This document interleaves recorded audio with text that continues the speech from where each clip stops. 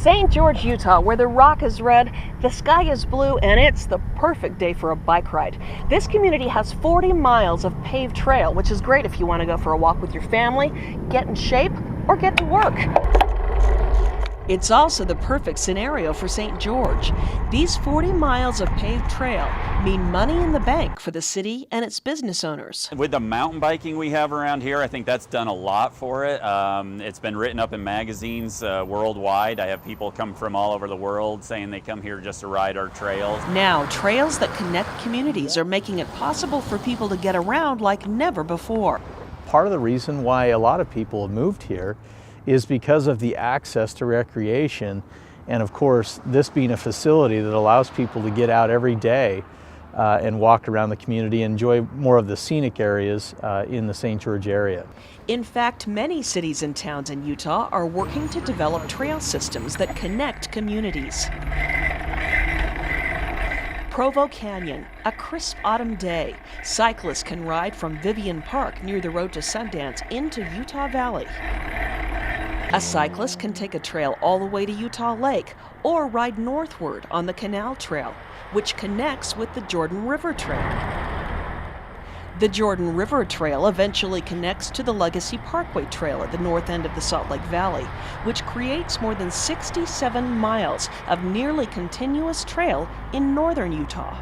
But there are still a few gaps that city planners want to fill. On the Wasatch Front, we're real unique in that you're bookended by the mountains and the lake, and we've got to find a way to connect these communities. Utah's expanding trail system is literally enhancing our quality of life. Bicycling improves our health, reduces road congestion and air pollution. It's less expensive than driving, and it boosts the economy.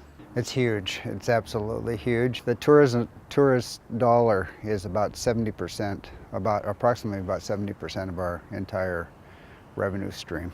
Simply stated, Moab city leaders credit mountain biking and outdoor recreation for keeping the city coffers healthy during the economic downturn.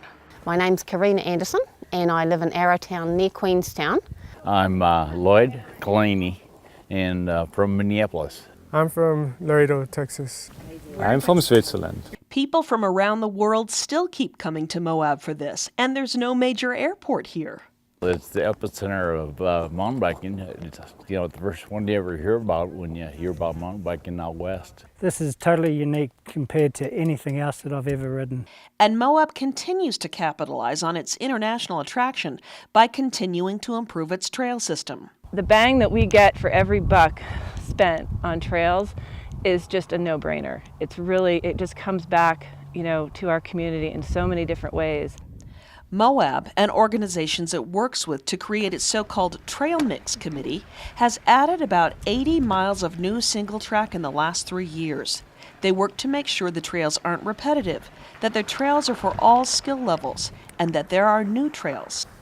It's a very different place now because of tourism. National parks, hiking, that's our #1 tourist draw. Mountain biking is #2. And it really is keeping our economy alive. Moab has also worked to connect the city to the open space with its trails. On this pass system, you're seeing everything, little kids and every kind of user you could think of.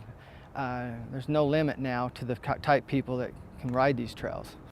It's not just international tourists that are converging on Utah to ride bikes, it's the pros.